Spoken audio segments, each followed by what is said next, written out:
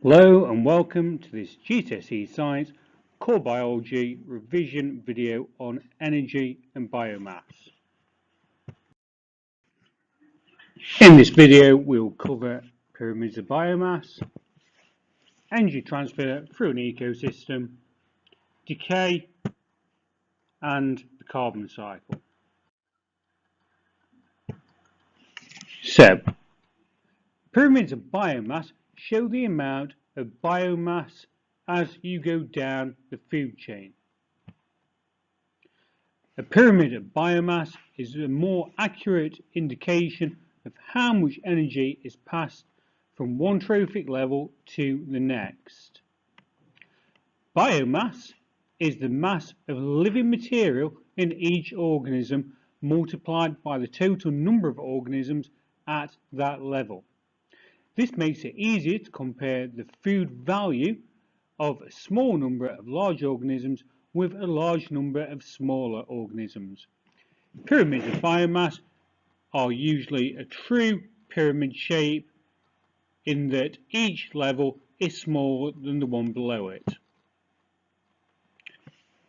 The pyramid of biomass in each trophic level is always less than below. This is because the biomass is a measure of how much food is available.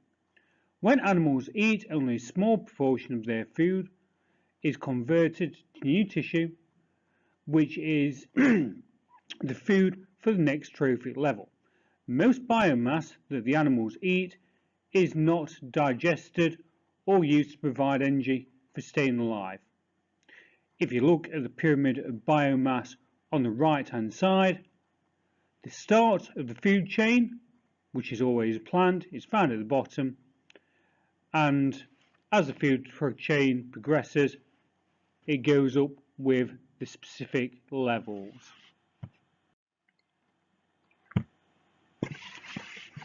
Energy is transferred along food chains from one stage to the next, but not all of the energy is available to the organisms at one stage due to a number of reasons.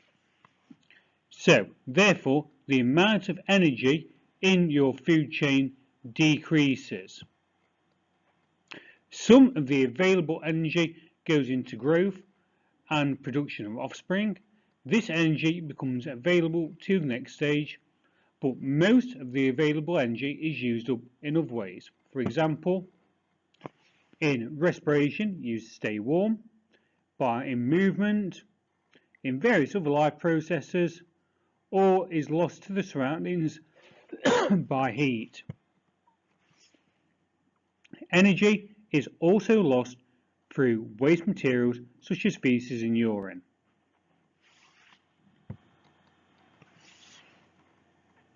If we look at the energy flowing through an entire ecosystem, we can go and look at a food web. This is often talked about in exam questions. Usually it's a 6-mark question, so you might want to pick out a few different food chains out of the food web. So, for instance, grass, rabbits, fox, or grains, mice, owl, or grasses, grasshopper, birds, foxes. Once you've picked out a few of the food chains, you need to state the ways that energy is being lost between one organism and the next. Decay is an essential to our survival as it helps digested food to be recycled back into the environment. Sometimes it can cause problems if too much food is spoiled all at once. The main groups of decomposers are organisms such as bacteria and fungi. Bacteria are single-celled microorganisms. Fungi are often larger organisms that include things like molds and mushrooms. They both cause decay by releasing enzymes which break down food compounds into their basic organic matter. Organisms that feed on dead material in this way are called spirophytes. There are a few different factors that affect the rate of decay. Moisture affects microbes as they can grow better in moist conditions. Oxygen affects the microbes as the amount of oxygen affects the amount of respiration that they can carry out. The higher the rate of respiration, the higher or faster the decay will happen. If there's a toxin buildup, such as lactic acid, it may increase or decrease the pH, which can cause the microbes to die. This is what happens during fermentation, where when the amount of ethanol gets to too high a concentration, it kills the yeast. pH has an effect on microbes, as if the pH is at the wrong level, it will denature the enzymes that the microbes are using, so the microbes will no longer work. And last is temperature. Decay happens best at around 40 degrees. However, if the temperature goes much above 40 degrees, the enzymes produced by the microbes will become denatured, so the microbes will no longer be able to carry out any decay. The final section is the carbon cycle. The carbon cycle describes how carbon is cycled from the air through organisms and back to the air.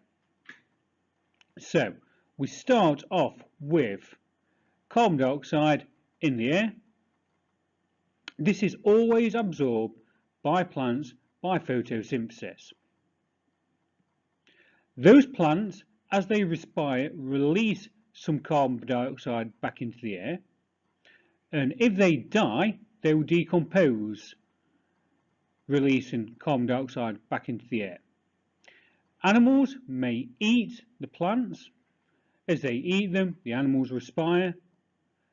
As the animals respire, they release carbon dioxide back into the air.